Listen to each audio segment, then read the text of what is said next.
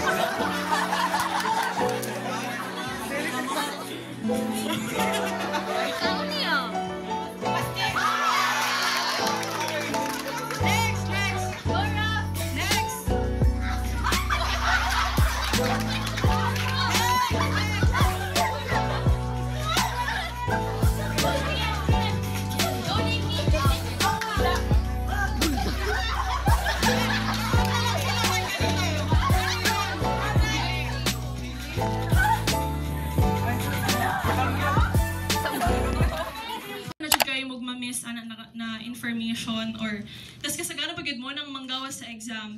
So a pro tip for you guys. Pro tip kay fourth year naman kay tinabangay jud mo. For example, if naay mo na miss na class, mangutana mo sa inyong classmates if naabang mo yung mga kanang handwritten na mga notes nila, and that will really help you a lot. So PPT will be given, so it's expected that you will come to the class prepared kay ginahatag beforehand sa prof ang mga PPTs. What inspired you to pursue medicine after BS Biology? To be honest, in the career path of being a BS Biology graduate, if you will not proceed to medicine, you have other options such as in the academe, teaching, or even in research. And personally, I wanted to voyage towards a medical related field. So that's why upon graduating in BS Biology in UP Mindanao, I proceeded to DMSFI to continue my medical course. Set to leave for his PhD. Yeah. So next, ang ating UP Mindanao Chancellor, si Ma'am Lair Ani Imorao, she used to teach molecular biology and virology. And ayun, hindi man natin siya ma-teach here kay Chance. Wala magikuan, wala wifi. Sorry guys. Pero ayan, this is the official academic organization of the BS Biology students in the University of the Philippines, Mindanao. So this organization represents the bio students in academic, social, cultural, and focus-related activities inside and outside the university, because we have activities here, internal activities, and we also have a lot of activities outside the university.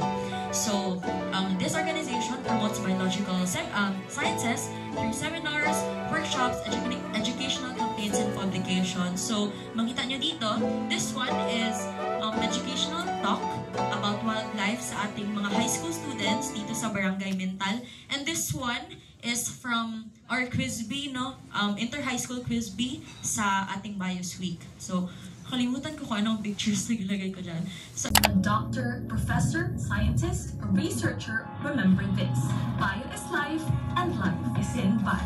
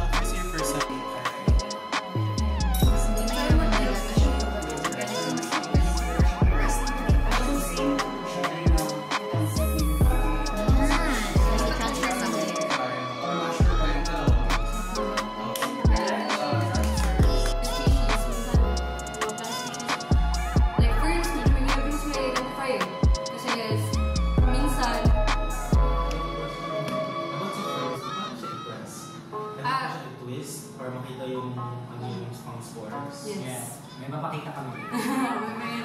So, yun. So, parents, mahirap sila identify. So, in that sense, kung nahihirapan na kayo, even with through searching through the internet and mga resources, ang need nyo na talaga is from the experts.